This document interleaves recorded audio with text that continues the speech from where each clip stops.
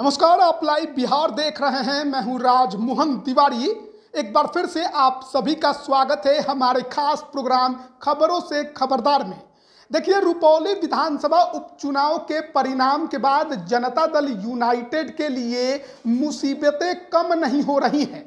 मुसीबत लगातार बढ़ते जा रही है, क्योंकि एक तरफ जहां उनके बड़े ही नीतीश कुमार के करीबी विधायक हैं, या कहिए बहुत खास विधायक गोपाल मंडल लालू यादव से मुलाकात करते हैं, तो वहीं दूसरी तरफ एमएलसी उपचुनाव के लिए जदयू ने जिन्हें कैंडिडेट बनाया है अभिषेक झा, जब वो क्षेत्र में जाते हैं तो उनका विरोध हो जाता है और जदयू के कार्यकर्ता समर्थक ये हल्ला मचाने लगते हैं कि अभी रुपौली का जो हाल हुआ है वही हाल हम एमएलसी उपचुनाव में दोहरा देंगे अगर आप उम्मीदवार नहीं बदलते हैं।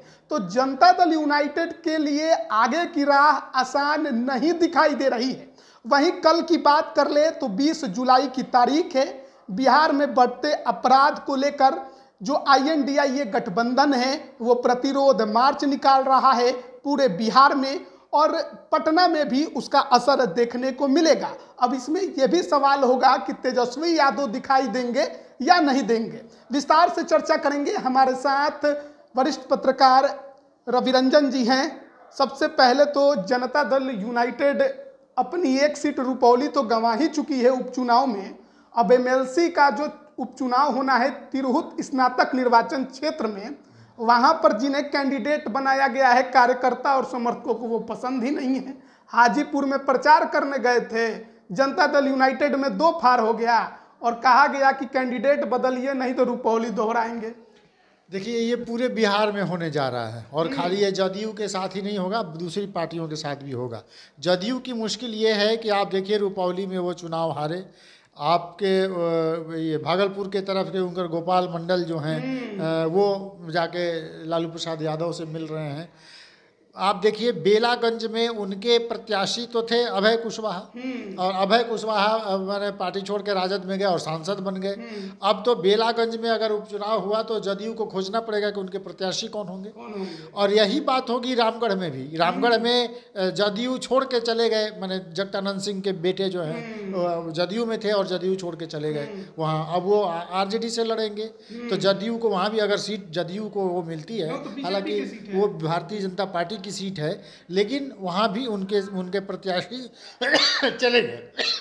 और ये जनता दल यूनाइटेड के पीछे ये बात इसलिए भी बहुत तेज़ी से हो रही है कि Janata Dal United political workers की पार्टी है नहीं, और उसमें ज़्यादातर ठेकेदार टाइप के लोग हैं जिनको ठेका चाहिए होता है, और वो लोग पार्टी को चला रहे हैं।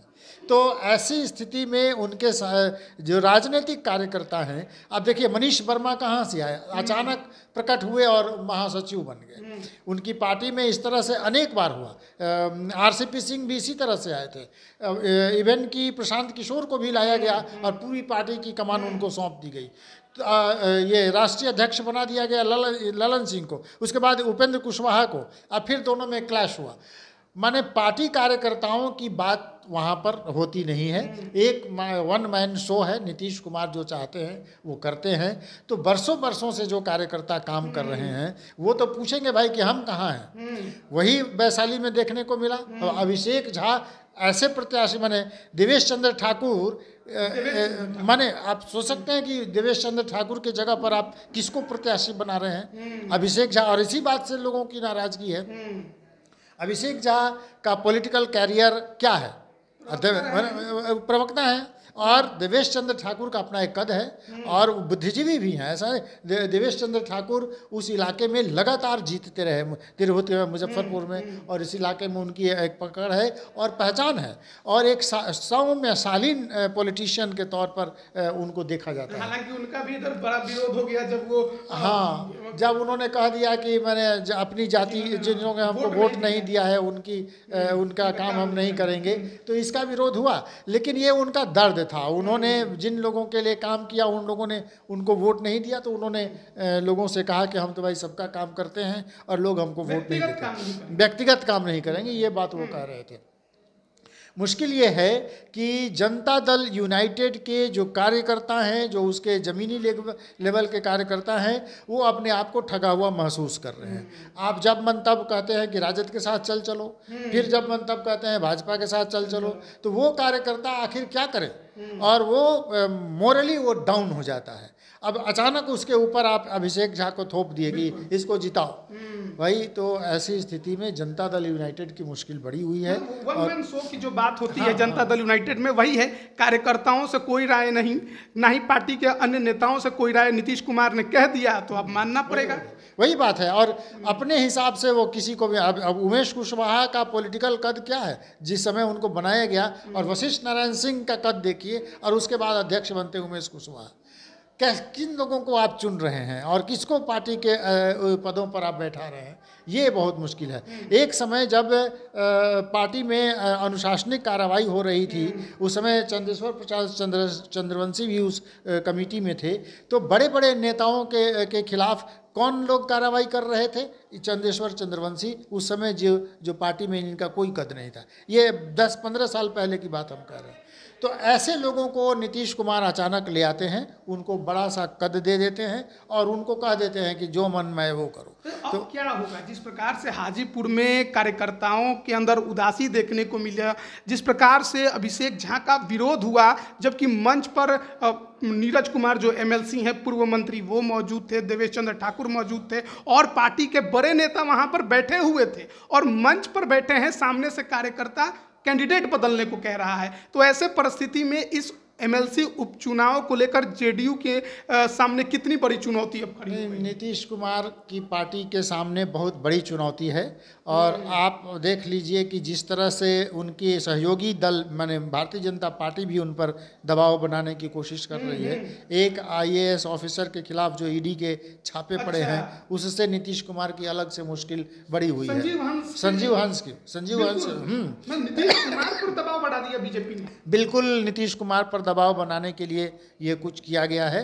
नीतीश कुमार को राज्यसभा की जो 2 सीटें खाली हुई हैं, उसमें भारतीय जनता पार्टी ने घोषणा कर दिया है कि एक पर उपेंद्र कुशवाहा जाएंगे, लेकिन दूसरी सीट भी भारतीय जनता पार्टी चाहती है, और वो चाहती है कि दूसरे सीट पर अपने प्रत्याशी को ले जाएं। लेकिन नीतीश कुमार, मनीष वर्मा की बात आ रही है, और भी दूसरे नाम हो सकते हैं। वो नीतीश कुमार वो चाहेंगे कि दूसरा, राज्यसभा में भारतीय जनता पार्टी की कमजोर स्थिति है, उसे अपने स्थिति को मजबूत करेगी। तो बिहार में जब तक इन पर अंकुश नहीं लगाया जाएगा, तो इसलिए नीतीश कुमार पर ऊपर से भी दबाव है, और उनकी मजबूरी ये है कि भारतीय जनता पार्टी के साथ ही उनको रहना है। अगर उन्होंने फिर ऐसा कुछ किया तो जनता में उनकी जो क्रेडिबिलिटी है वो ख़त्म हो जाएगी। तो नीतीश कुमार के सामने एक बड़ी समस्या है। और इस एमएलसी चुनाव में जो देवेश चंद्र ठाकुर वाली सीट जो खाली हुई है, उसमें ऐसे प्रत्याशी को उन्होंने सामने किया है, उसका विरोध होना तय था, जो हो रहा है। अब तो या तो ये अपने प्रत्याशी बदले,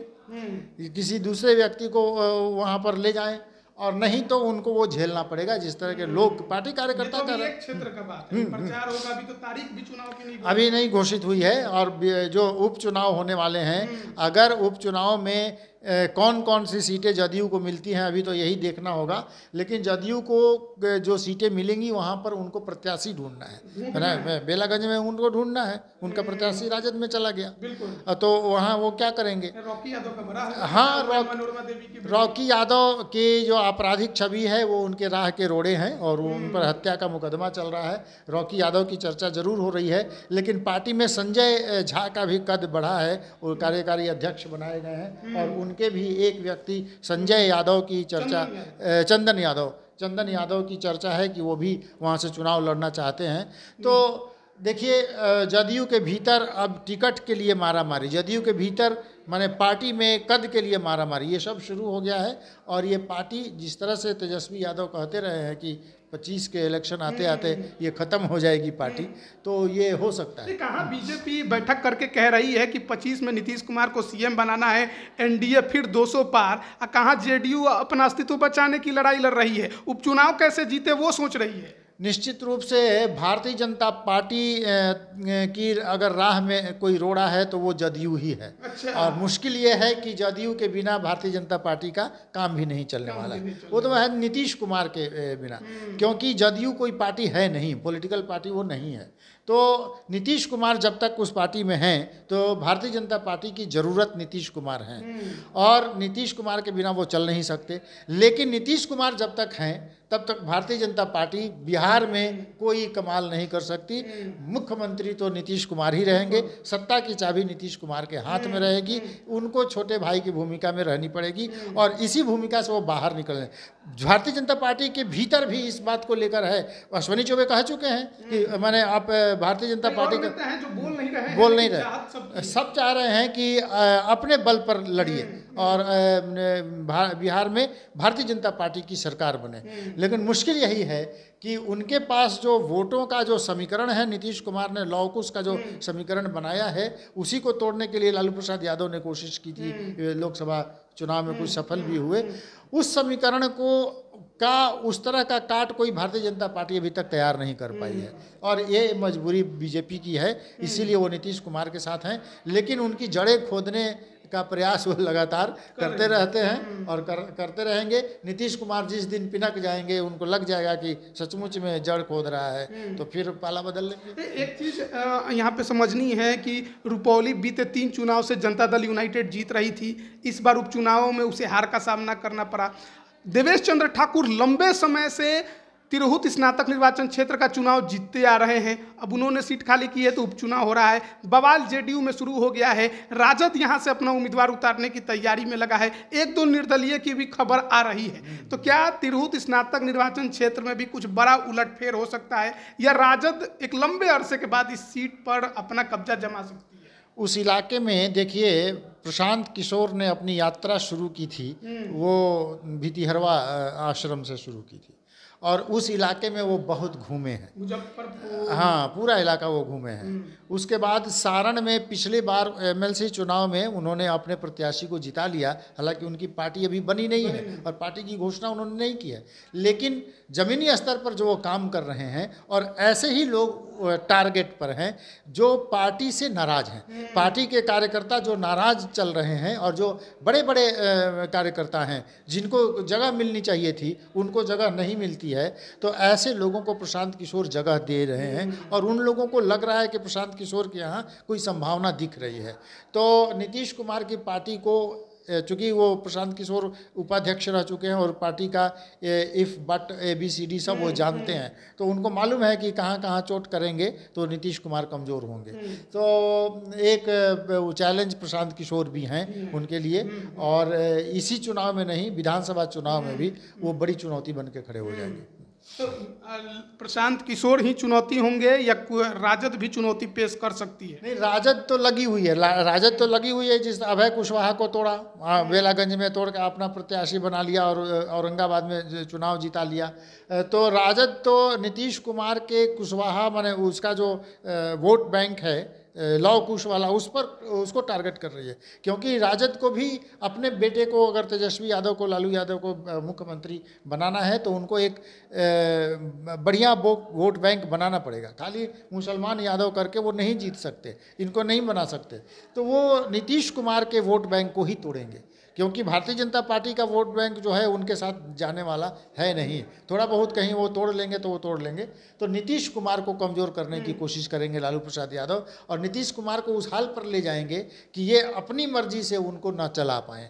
जो 2 बार ऐसा हो चुका, नीतीश कुमार अपनी शर्तों पर होते हैं और उनके बेटे को उप मुख्यमंत्री बना देते हैं। इस बार लालू प्रसाद यादव पूरी तैयारी कर रहे हैं कि नीतीश कुमार की ज़रूरत भी पड़ी तो सीएम तो उनका बेटा ही बने। ये जो तिरहुत निर्वाचन का जो क्षेत्र है उसमें मुजफ्फरपुर, वैशाली, सीतामढ़ी और शिवहर 4 जिले आते हैं, और अगर हम इनको संसदीय क्षेत्र में बांटे तो चारों के चारों क्षेत्र अभी एनडीए के पास हैं, और एनडीए ने यहाँ पर कमाल लोकसभा चुनाव में किया है।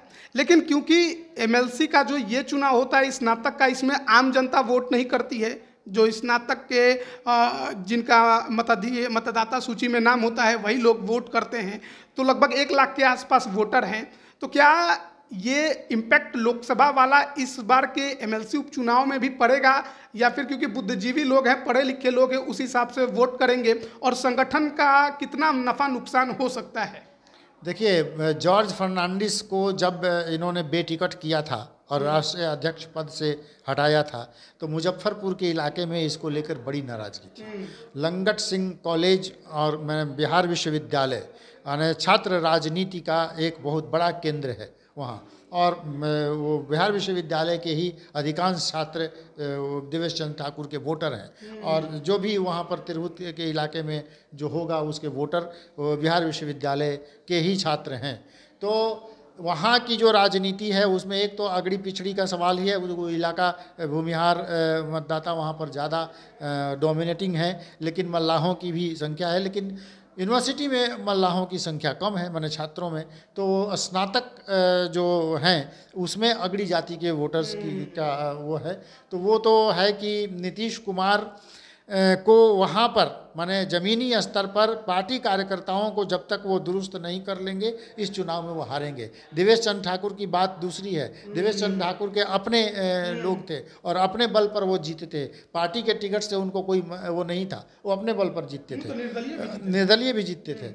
लेकिन नीतीश कुमार अगर अपना कोई प्रत्याशी थोपते हैं तो उसके लिए वोट कहाँ से लाएंगे, उनको ये तय करना पड़ेगा, और ये इसका असर इस चुनाव में तो पड़ेगा ही, अगले चुनाव में भी पड़ेगा। बिल्कुल, अगले चुनाव में भी इसका असर पड़ेगा। अब देखना होगा कि जनता दल यूनाइटेड ये जो बवंडर उस पार्टी में शुरू हुआ है उसे कैसे रोकती है, कैसे थामती है।